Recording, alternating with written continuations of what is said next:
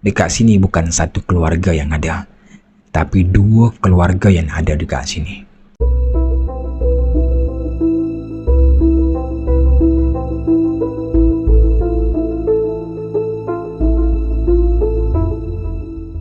Assalamualaikum para sahabat edisi Malam Seram. Kembali lagi bersama dengan Ari dalam berkongsi cerita-cerita seram, cerita hantu, misteri dan pelbagai rakan sahabat. Terima kasih yang mana sudah pun klik video ni, yang mana sudah pun subscribe. Ucapkan terima kasih sangat-sangat. Pada video kali ini, Ari nak bawakan kepada semua satu kisah seram dan juga satu kisah aneh yang berlaku dekat rumah sewa. Tahu, satu family ni dia berpindah daripada rumah sewa dia yang lama, pergilah ke rumah sewa dia yang baru. Katanya rumah sewa yang dia dapat yang terbaru ni besar. Harganya lebih murah berbanding rumah sewa yang lama. Bila dia duduk dekat situ, rupa-rupanya dekat rumah sewa yang baru tu sudah ada penghuni bukan daripada kalangan manusia tahu, tapi daripada kalangan jin. Nak tahu kisah seram dan juga kisah aneh tu macam mana? Apa kata segmen bersama dengan Ari? Kita selongkar cerita ni sampai habis. Let's go.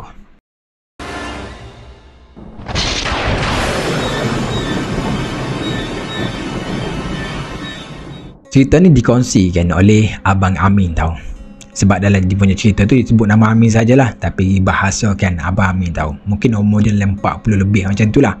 Katanya kisah ni bukan berlaku kepada diri dia, tapi kepada member dia yang bernama Abang Hanafi tahu. Apa kata Abang Amin ni? Abang Hanafi ni seorang yang warak tahu. Seorang yang kaki masjid, kepiah atas kepala dia ni memang kalau dia keluar ke pergi mana-mana tak akan lepas. Selalu saja ada dekat atas kepala dia. Dia ni berumur 45 tahun. 45 tahun atau 40 tahun macam itulah. Ada isteri, ada dua orang anak, lelaki dan juga perempuan. Masih lagi sekolah rendah para sahabat. Sebab kan banyak benda yang perlu dia tanggung. Bayar kereta, bayar rumah, bayar itu, bayar ni, bayar ni, semua makan minum kan. Pembelanjaan anak. Dia pun terpaksa cari rumah sewa yang harga dia lebih murah daripada harga yang rumah sewa yang duduk sekarang tahu. Cari, dia dapatlah satu rumah sewa. Yes, memang betul harga tu sangat-sangat murah. Kalau rumah sewa yang dulu harganya dalam 900 ataupun 800, maka dia dapatlah rumah sewa harganya 400 rakan sahabat. Apa yang menyebabkan terdetiknya rasa nak ambil rumah sewa ni? Disebabkan ruang tamu itu sangat-sangat besar. Dia pun fikirlah, ni bolehlah anak-anak aku ni bermain dekat sini, dekat ruang tamu ni. Taklah dia keluar pergi mana-mana, duduk ruang tamu saja sebab ruang tamu pun dah besar tahu. Tak mau fikir panjang, maka dia pun angkat semua barang-barang tu dengan lori kan, pergilah berpindah dekat rumah sewa yang baru dia duduk. Kegembiraan diorang tu, kebahagiaan diorang tu hanya bertahan selama 3 hari saja. Bila masuk hari yang keempat, sudah berlaku satu kisah aneh yang kena kepada anak sulung, bukan anak sulung lah, anak yang bosu tu, anak perempuan tu tahu. Bila pagi-pagi je lagi, anak yang perempuan ni menjerit dan juga bergaduh dengan abang yang sulung tahu, yang lelaki tu. Bila Abang Hanafi ni pergi tengok, maka anak dia ni bagi tahu, anak perempuan dia ni lah bagi tahu yang abang dia ni dah pun coting buku latihan kerja sekolah dia ni. Maka Abang Hanafi ni pun tanyalah, abang dia ni betul ke abang yang coting buku sekolah adik ni? Abang ni tak mengaku. Abang kata tak buat. Pada malam tu abang ni dah tidur awal daripada adik dia. Jadi Abang Hanafi ni pun marah lah tahu. Macam timbullah kemarahan dia ni. Pergilah ke dalam bilik dia ni, ambillah rotan panjang ni. Katanya bila dia pergi saja rotan ni, memang anak dia tak akan berani untuk berbohong. Memang selalu akan cakap benar lah. Bila pergi je, maka sekali lagi abang dia ni masih lagi menafikan benda tu. Dan abang dia kata memang betul dia tidak contin buku adik dia sebab pada malam tu dia dah tidur awal. Dengar je macam tu, maka Abang Hanafi ni pun tak ambil penting sangat lah. Biasalah budak-budak Tapi isteri dia tu mari cerita benda yang sama apa yang anak sulung dia tu cerita. Pada malam tu rakan sahabat, abang dia ni dah tidur awal tahu. Yang anak perempuan tu pula masih lagi sibuk, dia tengah buat kerja sekolah. Bila dia tidur je, maka anak perempuan itu bangun terlebih awal daripada abang dia. Mana mungkin abang dia yang contin buku sekolah tu tahu. Dan di sinilah katanya isteri dia ni yang cerita kepada Abang Hanafi ni, dia ni tak sedar hati dengan rumah sewa ni. Macam ada benda saja yang berlaku. Sebab semalam dia dengar seperti suara budak lelaki dan juga budak perempuan yang duduk main dekat ruang tamu. Macam dia nak macam main benda lah daripada ruang tamu tu. Dia berlari, sap dia pergi ke dapur. Dalam pukul 12, pukul 1 gitulah. Tapi Abang Nafi ni pun dia fikir mungkin perasaan isteri dia saja. Sebab isteri ni kan letih kan, macam mengemah rumah lah, jaga anak-anak sekolah, buat itu buat ini. Mungkin itu hanyalah kita panggil apa, ilusi ataupun khayalan isteri dia saja. Maka dia pun pergi bekerja, buat dia punya rutin harian dia seperti biasa tahu. Pada malam tu, lebih ke dalam pukul 10 ataupun pukul 11, anak perempuan ni tak tidur tahu. Sekali lagi anak perempuan itu menjerit, menangis dalam keadaan ketakutan tahu. Bila pergi saja dekat bilik buat kali yang kedua ni, maka dia nampaklah anak perempuan dia duduk di atas kerusi sambil berpeluk macam ni. Takut. Abang Nafi ni pun pergi tanya kenapa ni adik kenapa ni? Adik ni pun cerita, muncul satu kelibak yang tubuhnya besar, matanya satu, tahulah mata sebelah kiri ke sebelah kanan, hidungnya terbalik tahu, hidung di atas macam tu lah, dan muka dia sangat-sangat odoh. Dan makhluk ni lah yang marah anak perempuan Abang Hanafi ni.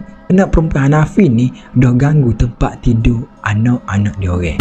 Anak-anak dia orang ramai jugalah dia punya makhluk tu. Bila dengar je macam tu, maka Abang Hanafi ni fikir, betul ke apa yang adik cerita ni? Mana mungkin ko, ni mungkin adik mimpi ke apa semua. Dan anak perempuan Abang Hanafi ni pun cerita, maknanya betul lah apa yang berlaku pada masa tu. Tak sedap hati Abang Hanafi ni pun pergi dekat ruang tamu, terfikirkan, betul ke kisah seram? Betul ke tempat yang dia duduk sekarang ni ada penghuni lain, ataupun ada berlaku benda-benda yang aneh tahu rakan sahabat. Sekali lagi kisah seram ni berlaku kepada isteri dia pula. Masa tu keesok lah, suami dia ni barulah balik daripada surau tahu, surau ke masjid gitulah. Duduk dekat ruang tamu sekejap, tengok TV. Bila tengok TV, terdengarlah satu jeritan daripada isteri dia yang berada dekat dapur. Member ni bergegah lah baru pergi dekat dapur ni, tanya apa yang berlaku ni. Isteri dia pun cerita, katanya makan ni yang ada banyak di atas meja yang mana isteri dia hidang untuk makan malam sahabat, tiba-tiba gaib macam tu, kosong atas meja. Tergaman isteri dia dan juga Abang Hanafi masa tu. Maka Abang Hanafi ni pun pergilah dekat dapur, buka je tingkap. Bila dia buka tingkap, dia nampak makanan yang banyak tadi dicampur keluar dengan pinggang-pinggang, dengan makuk-makuk, sudu-sudu semua habis dilempar macam tu saja. Di sinilah dia rasa tak sedap hati, dan dia yang meyakini ada benda yang berlaku dekat rumah sewa ni tahu. Setiap pagi lagi dia pun pergilah jumpa dengan owner rumah ni. Dia ceritakan balik Abang Hanafi ni benda-benda yang aneh berlaku ni. Semenjak 2-3 hari ni banyak benda yang berlaku dekat rumah sewa dia ni. Maka ceritalah Pak cerita-cerita semua. Benda sewa rumah tu dia menafikan benda ni tahu. Katanya sepanjang daripada dulu sampai sekarang, katanya tak ada berlaku benda-benda misteri, kisah-kisah seram ke benda-benda aneh dah. Dia pun siap boleh bagi tahu Abang Hanafi ni lah yang bawa benda tu pergi ke rumah sewa dia. Jadi Abang Hanafi ni dia punya tak mahu timbulkan pergaduhan, perbalahan yang kuat, dia tinggalkan penyewa tu, balik je macam tu. Kali yang kedua dia pergi jumpa dengan jiran-jiran yang berada dekat sebelah-sebelah rumah dia tahu. Maka ditanyakan, sepanjang awak ataupun pakcik yang duduk dekat sini, ada tak berlaku kisah-kisah dekat rumah ni? Sepanjang rumah ni tidak penghuni ke, ataupun dah ada penghuni, ada tak berlaku macam-macam terdengar suara ke? Maka jiran-jiran dia ni pun cerita, katanya Abang Hanafi ni merupakan penyewa yang ketujuh yang sewa rumah tu tahu. First masuk, penyewa yang pertama lah masuk, tidak sampai 2 minggu keluar, tak tahu apa punca. Masuk penyewa baru, tak sampai 1 bulan sap keluar. Kau diceritakan balik, rupa-rupanya dekat rumah sewa dia orang itu ada penghuni lain yang duduk dalam rumah tu rakan sahabat. Kata dia orang ni, setiap malam kalau rumah itu kosong lah, tidak penghuni, maknanya rumah tu dibiarkan kosong sementara cari penyewa baru, dia dengar seperti ada satu family yang duduk dalam rumah tu tahu. Dia contoh kalau macam dia nak tidur kan, tiba-tiba dengar bunyi macam budak-budak, kanak-kanak yang berlari, kadang-kadang bunyi pinggang makuk, keting-keting macam orang tengah masak. Tapi dia fikir dah, rumah sewa tu kosong, tidak ada siapa-siapa. Dan benda inilah kerap berlaku di mana setiap kali rumah itu dibiar kosong, mesti saja dia akan dengar benda-benda macam tu. Daripada situlah Abang Hanafi ni dia buat kesimpulan berkemungkinan besarlah dekat rumah dia tu ada penghuni ataupun ada benda-benda yang duduk dekat situ. Tapi masa tu dia tak tahulah apa benda, hantu ke langsui ke apa benda tak tahulah. Sampailah satu hari tu, rakan ataupun member Abah Hanafi ni, kita panggil saja dia ni sebagai Ustaz Zulkifli. Katanya Abang Amin ni, Ustaz Zulkifli ni, dia merupakan seorang ustaz yang pernah mengajar di pondok Kepulauan Jawa. Dia pun pergi saja, tak sempat masuk dalam rumah sahabat. Sak buka pintu, mata Ustaz Zulkifli ni dia melilau tau, kiri kanan, kiri kanan, kiri kanan. Macam dia nampak benda ataupun macam ada benda yang berlaku dekat rumah ni. Maka satu benda yang keluar daripada mulut Ustaz Zulkifli ni, Nafi, dekat rumah ni berapa keluarga yang duduk sini? Dengar daripada pertanyaan daripada Ustaz Zulkifli tu, maka Nafi pun ceritalah, Ustaz, dekat sini satu family je ada. Saya lah family saya. Ustaz Zulkifli tu bagi tahu, dekat sini bukan satu keluarga yang ada, tapi 2 keluarga yang ada dekat sini. Terkejut tahu pada masa tu Abah Hanafi ni bila dia dengar 2 keluarga yang duduk sewa rumah yang dia duduk sekarang ni. Maka marahlah Ustaz Zulkifli ni, katanya macam mana kau boleh bawa family kau duduk rumah macam ni? Dia dengar je gitu macam Abah Hanafi ni macam bela tahu. Maksud Ustaz ni macam mana? Bawa macam mana? Saya tak faham lah Ustaz. Kat ni pun bagi tahulah macam ni lah, Nafi, kalau kau ada masa free apa semua, kau datanglah ke rumah aku. Kita boleh borak panjang, kita boleh cerita-cerita panjang sambil-sambil minum air. Gitu. Okey, tak apa Ustaz, saya akan pergi. Saya pasti akan pergi jumpa Ustaz, dan kali ni saya memang memerlukan pertolongan daripada Ustaz. Maka dia pun bersurah balik. Ustaz tu baliklah. Bila masuk saja waktu malam, maka dia pun bersembahlah dengan isteri dia. Apa yang diceritakan oleh Ustaz tu, ceritakan balik kepada isteri dia. Bila pak cerita, isteri dia ni pun suruhlah pergi berjumpa dengan ustaz tu. Esok-esok pagi pergi berjumpa dengan ustaz tu untuk menyelesaikan masalah yang sekarang ni berlaku. Sebab dia orang ni dalam keadaan tak tenang tahu. Duduk dalam keadaan, kalau kita lah pindah rumah baru kan bahagia kan. Dia tak dibelenggu kisah-kisah seram, benda-benda aneh. Lagi isteri dia kena ganggu, anak dia kena ganggu pun semua. Maka Abang Nafi ni kena buat satu benda lah, nak berpindah ke rumah baru ataupun cari jalan penyelesaian untuk halau benda-benda tu tahu. Tapi bila dia dah fikir dah, kalau dia pindah rumah baru ni, maknanya lagi banyak benda yang dia perlu kena fikir. Lagipun zaman dia tu payah katanya nak jumpa rumah sewa dengan harga yang murah, dengan rumah sewa yang baik. Tapi pada masa tu juga katanya duit ni tidak ramah lah. Kalau Kelantan kata tak ramah, sebab banyak dah habis masa proses pemindahan tu. Nak bayar lori lah, angkut-angkut barang apa semua. Itulah dia fikir banyak kali juga. Dia kata tak mungkin untuk dia nak pindah cari rumah sewa lain buat masa sekarang ni. Esok kata pun dia pergilah berjumpa balik. Dia pun cerita. Maka Abang Nafi ni pun tanyalah, apa ayat yang tergantung daripada Ustaz Zulkifli tu. Ustaz Zulkifli ni pun cerita balik lah. Katanya dekat rumah Hanafi ni ada satu keluarga, bukan keluarga Hanafi lah, satu keluarga yang duduk dekat situ dah hampir bertahun-tahun, dan dia merupakan daripada kalangan jin Islam. Abang Hanafi ni pun tanya jugalah tahu, ada ke cara-cara untuk nak menghalau jin Islam ni keluar daripada rumah dia ni? Sebab apa dia ni macam mengganggu sangat. Memanglah dia tidak mencederakan ahli keluarga dia, macam tak pergi tak pergi tumbuk ke apa semua, taklah. Dia cuma mengganggu saja. Tapi tu pun sudah cukup untuk buat dia orang ni, satu keluarga ni, rasa takut untuk duduk dalam rumah dia orang sendiri akan sabar. Untuk nak menghalau jin Islam ni bukan satu benda yang mudah. Katanya payah sangat memandaikan jin Islam itu duduk dekat situ.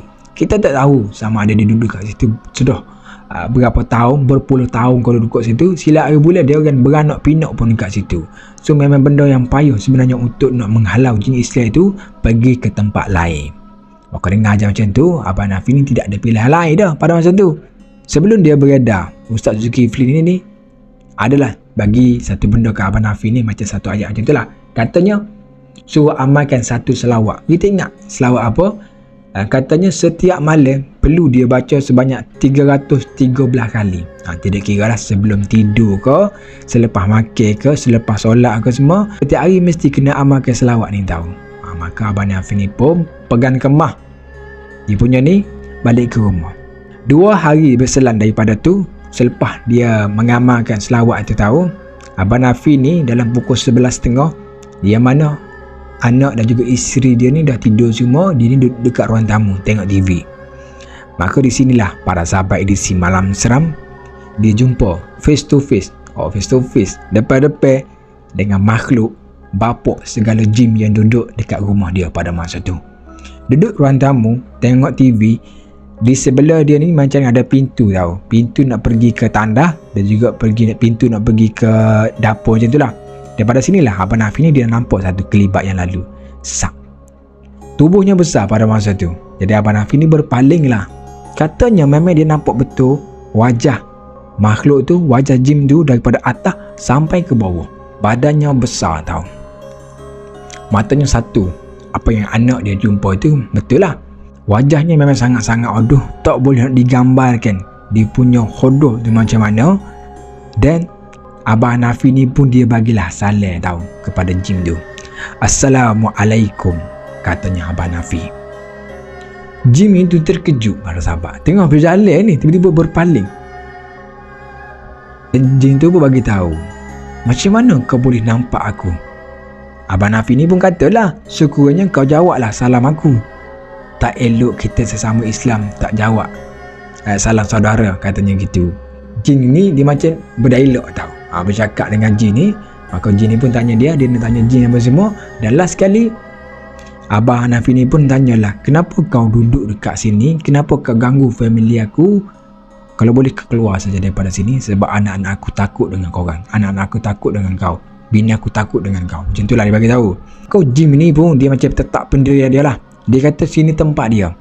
Dia duduk sini dah berpuluh-puluh tahun dan anak dia pun daripada sini, dan tak mungkin dia nak tinggalkan tempat yang dah lama sebenarnya dia duduk tahu rakan sebab. Selepas daripada tu jin tu pun menghilangkan diri macam tu saja. Hari seterusnya katanya tak ada kena gangguan apa-apa, tapi 2 hari berselang daripada tu rumah dia ni macam ada buatlah doa selamat tahu. Bila lepas saja buat doa selamat, katanya alhamdulillah tidak berlaku apa-apa gangguan daripada masa tu. Maksudnya anak dia tak kena ganggu, isteri dia pun tak kena ganggu, dia sendiri pun tak ada nampak apa-apa rakan sahabat.